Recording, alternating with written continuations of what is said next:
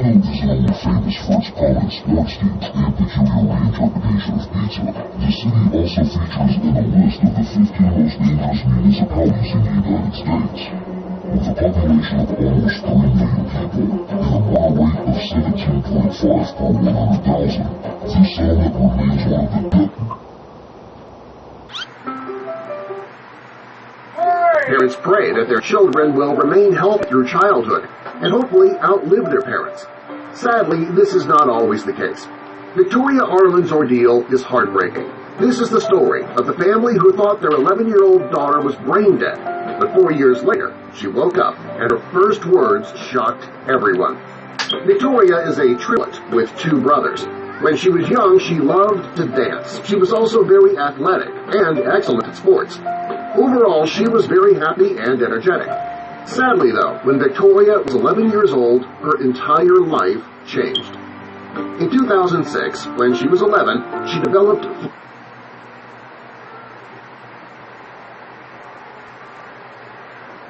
So that's it. Not long after the symptoms started, she began fainting and then was diagnosed with pneumonia. About 2 weeks later, she couldn't feel her legs, and her doctors told her parents that she was paralyzed from the waist down. Little by little, her body began shutting down. Within days of the beginning of her symptoms, the doctors discovered that she had severe inflammation of her spinal cord and her brain. While her family stood by her bedside, they were forced to watch while she lost the ability to eat because she couldn't swallow properly. They also watched her lose the ability to talk because she couldn't find the right words. Finally, she lost the ability to move on her own at all.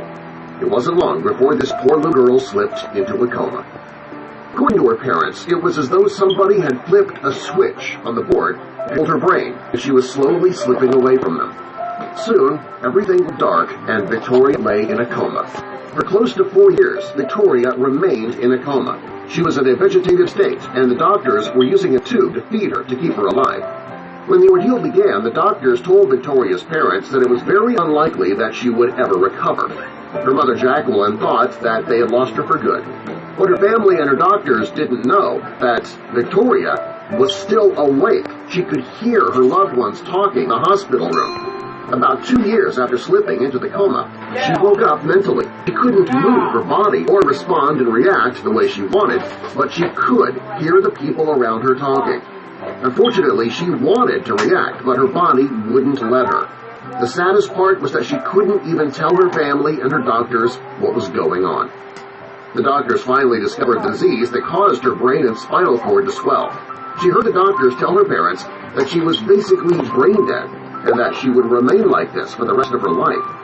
At that moment, she panicked. She wondered what would happen if her parents listened to her doctors. Instead, though, they believed in New Hampshire. Her parents took care of her.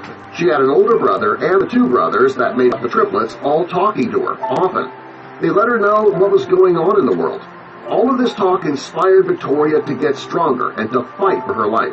The whole time, though, they never knew that she could hear anything that they were saying to her. Finally, in December 2009, her family got the miracle that they'd been praying for. It started when Victoria began making eye contact with her mother. After that, she gradually started coming out of her vegetative state. Soon, she was able to move a finger, and then she could wave at her family when they came in the room. Eventually, she was able to say well-formed sentences. She had basically been asleep for almost 4 years. In that time, a lot had happened. First, she began eating pudding on her own. It wasn't long before she could eat a steak on her own. It was her first steak in 4 years. She was also able to hold a smartphone for the first time. When she went into a coma, these phones weren't popular yet. Her brothers taught her all about Facebook, and they showed her what it meant to poke someone on the social media app. With all the progress she had made, she was still unable to move her legs. According to her doctors, the swelling in her brain and spinal cord had caused permanent damage. They told her that she would be paralyzed from the waist down for the rest of her life. Each time she saw a different doctor, they told her the same thing. They all agreed that she had to get used to using a wheelchair. It was the only way that she would ever get around on her own. Well, Victoria didn't want to believe it. She was sure that she would walk again despite what the doctors told her. While she had a positive attitude about her ability to walk, things weren't always easy. When she returned to school, she began high school, and some of the kids bullied her for being in a wheelchair. At first, she couldn't wait to go back to school. But after the first day, and the kids made fun of her, she never wanted to go back. After the first day, she came home in tears. Her parents made a promise to do everything they could to help her gain the confidence that she needed to go back to school. Victoria had always loved to swim. She thought she would never be able to ever again, but her brothers threw her into the family pool. She was scared, but she swam. Soon she was competing. In 2012, when she was 17 years old, she competed in the Paralympic Olympic Games.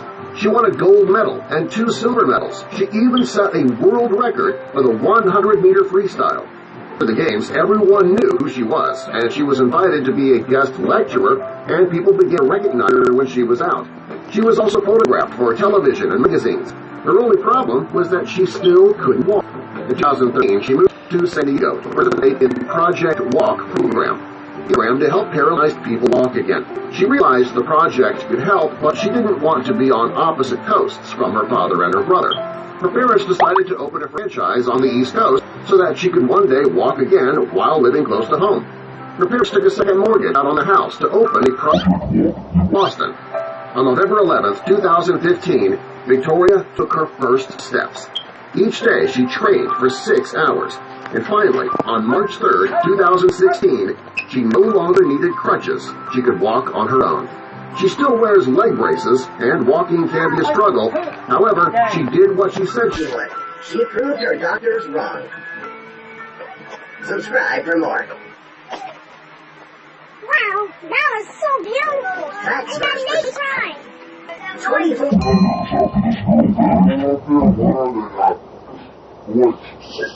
I know.